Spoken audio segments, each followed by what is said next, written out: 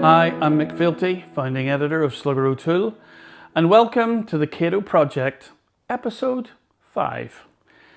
Now, before I get round to introducing today's guest, I want to reflect not only on the purpose of the project, but to look a little bit at some of the things I think that we may have learned so far.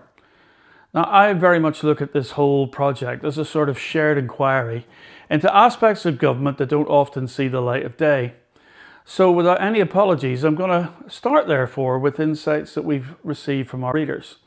So here's relatively long-term commenter Finnehy, who says, at the risk of being pretentious, go for it Finnehy, this worthy project has an uncanny connection to various political philosophers who identify our current system as one of, wait for it, Foucauldian governmentality.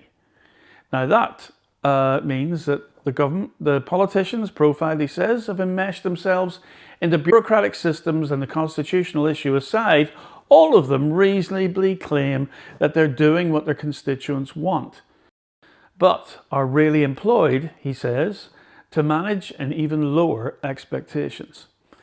And from that same thread, Mancunian Deb notes, slightly more brightly, well, it's nice to see a TUV politician who can talk without seeming to burst a blood vessel.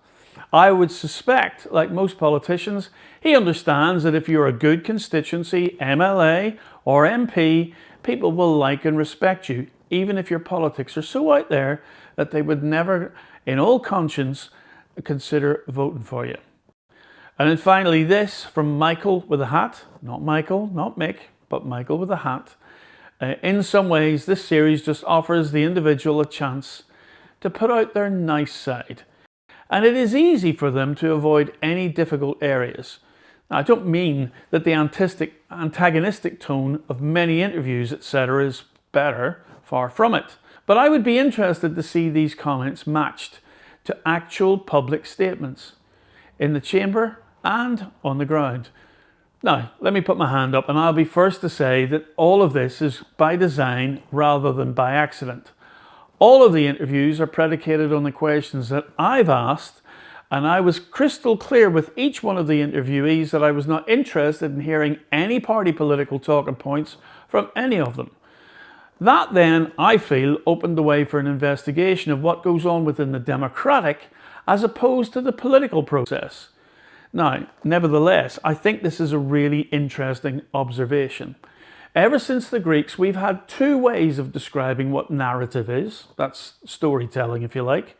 And it splits into mimesis on one hand, which is about showing rather than telling by means of action or actions undertaken. Whereas diegesis, apologies for my bad pronunciation, is really about the telling of a story by a narrative. Now, all politics and all the business of politics, narrative is central to its core, but both are important.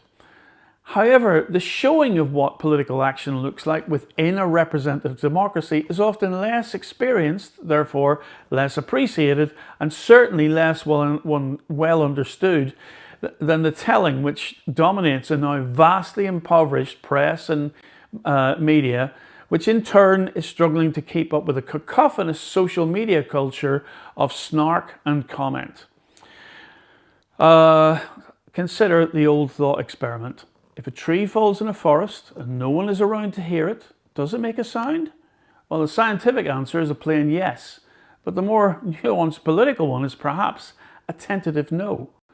This project is about looking at what makes Stormont, in spite of all the improbabilities that it has faced since its very beginning, and why it is still surviving.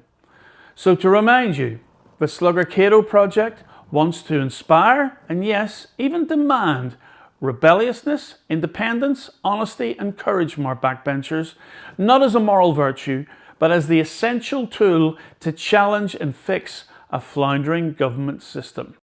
Now, one last appeal. If you know of an MLA or a councillor who fits this bill, please drop me a line to editor@sluggerotoole.com. Now, let's hear from our next witness, one of Sinn Féin's MLAs for West Belfast, Pat Sheehan. Monday and Tuesdays here are plenary days, and normally in the normal run of events, plenary session would finish maybe 6 o'clock, 6:30. But when legislation is going through, we could be sitting here to 3 o'clock, 4 o'clock in the morning sometimes. And I would expect from here on in we're going to see a lot of legislation coming through, so there will be a lot of late nights. And then you're right, committees sit on a Wednesday and a Thursday. I was previously on the health committee. In fact, I was on the health committee during COVID. And at the very outset of COVID, there was a lot of talk about contact tracing being an important weapon in terms of combating the pandemic. And we had the chief executive of the PHA in the organisation that was responsible, the Public Health Agency, that was responsible for setting up the contact tracing operation. And the chief executive told us that there were 500 people currently being trained in contact tracing. So she was back 3 weeks later, and I asked her how that training was going. Now, in fairness, I had been a bit suspicious when she mentioned it at the previous committee meeting. So I made sure I had the Hansard report, the verbatim report of the previous committee meeting. And when I asked her how that training was going, she told me I must have picked her up wrong, that she didn't say that.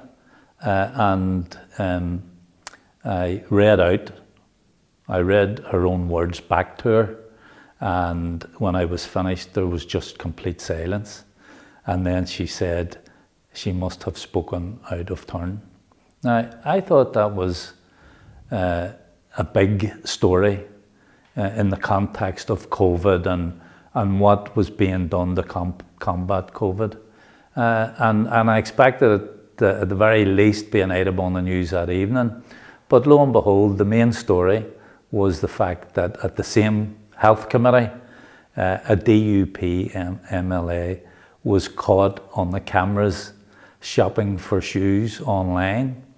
So, the media is very quick to criticise politicians, and I'm not having a dig at the media, but sometimes their priorities are a wee bit skewed. We were in the middle of a pandemic. There were big issues being discussed at the time, but they thought the issue of an MLA shopping for shoes online was a sexier story.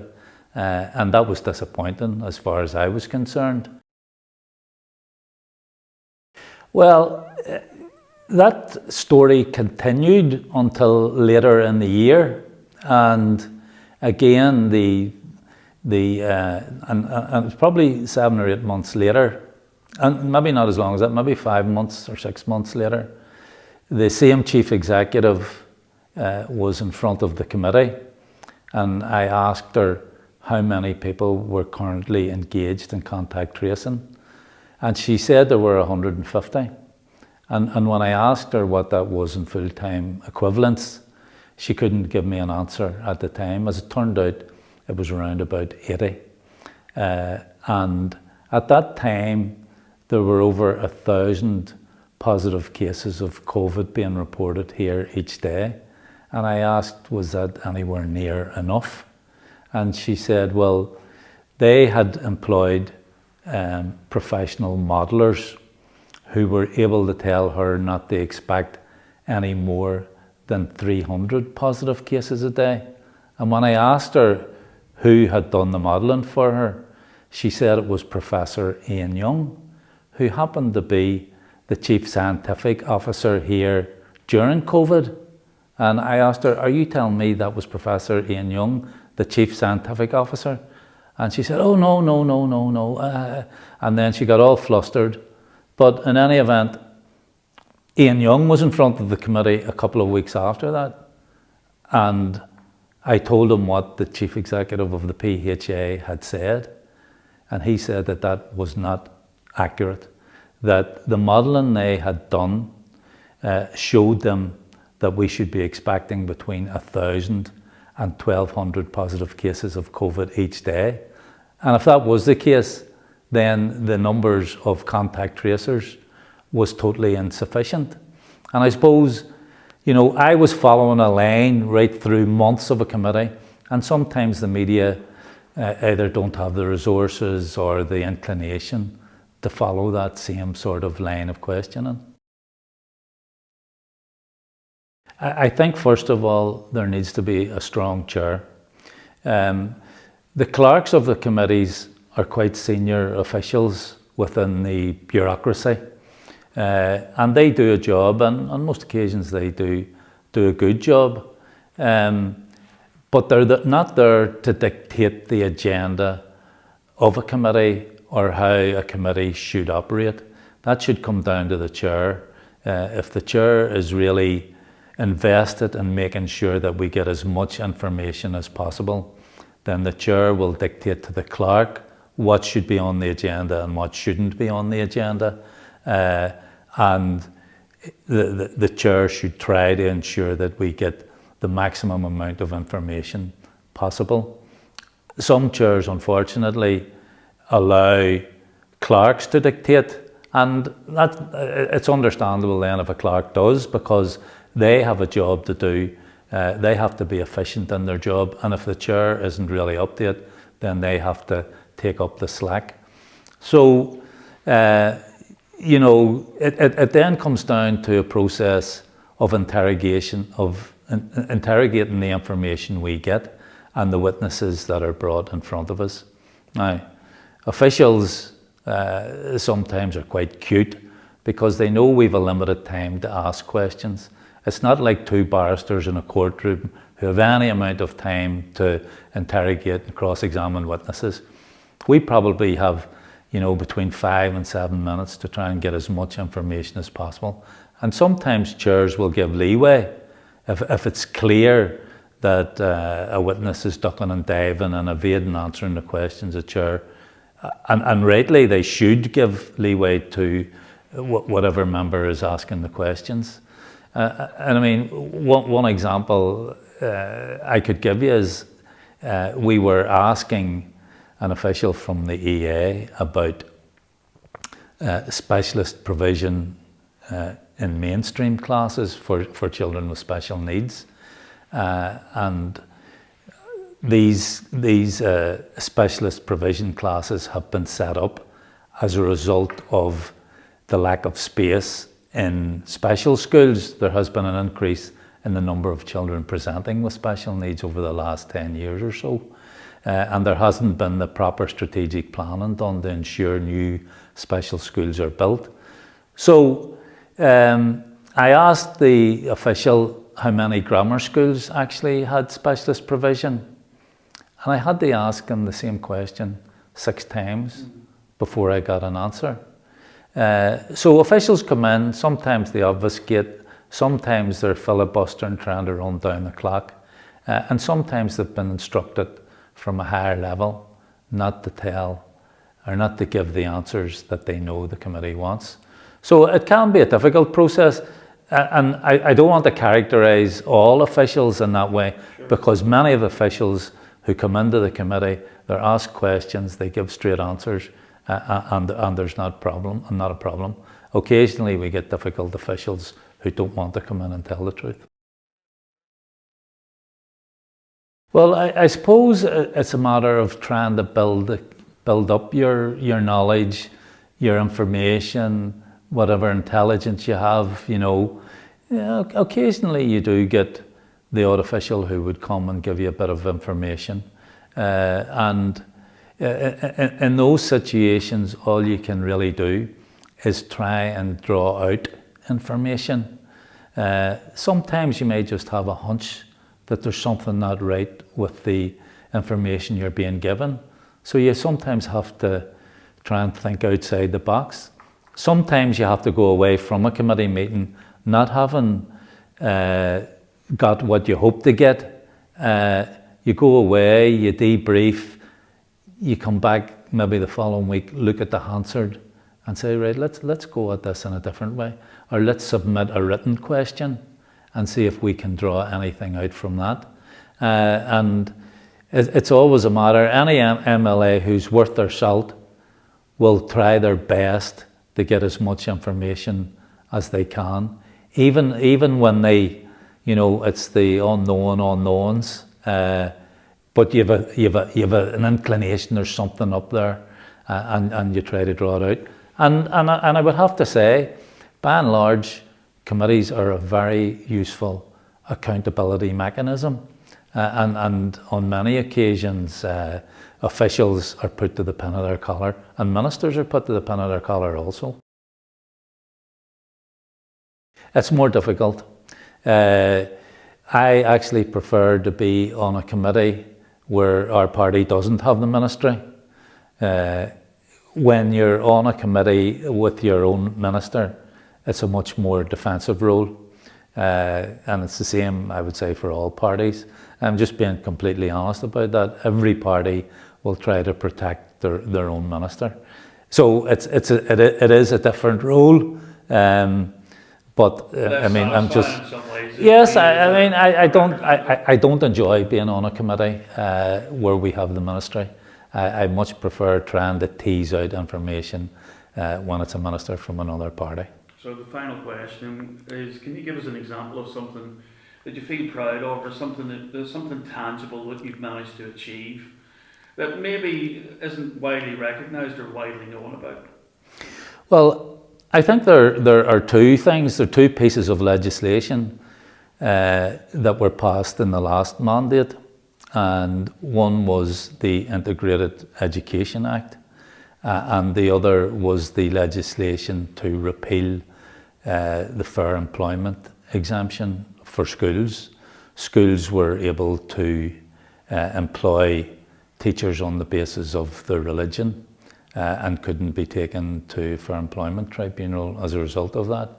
And we think that the removal of that was a progressive issue. And I had been on the Education Committee at that time.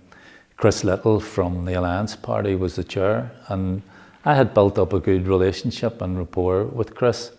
And it was a very compressed mandate. There were only 2 years, and there were quite a lot of private members' bills. So Chris came to me, asked me if I could approach our party and see if they would support a private members' bill to repeal that legislation, which we did. And I'm proud of that. But I think the biggest achievement was the fact that I managed to build a rapport with the Alliance Party when they brought forward a private members' bill for integrated education. And at that particular time, Sinn Féin was still quite suspicious of integrated education, I have to say, not because we're opposed to integration in principle, but because of the model that was there. John O'Dowd tells a story of when he was Education Minister, that he went into an integrated school and there was a portrait of the Queen in the foyer. And I have no problem with schools having portraits of the monarch. But if they're saying they're integrated, I mean, Michael D should be up there, or Mary McAleese, or whoever it was, if we're talking about integration. I also have an issue in that integrated education is focused too much on religious and not on socio-economic background as well. But in any event, through a process of discussions and negotiations with the Alliance Party, we managed to help shape that whole bill that went through. And at the end of the process, the sponsor of the bill, Kelly Armstrong, got up and thanked me personally for the work that I had done with her in ensuring that legislation passed through the Assembly.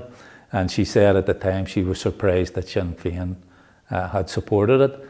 And now I would say there's nobody in Sinn Féin who doesn't believe integrated education is a good thing.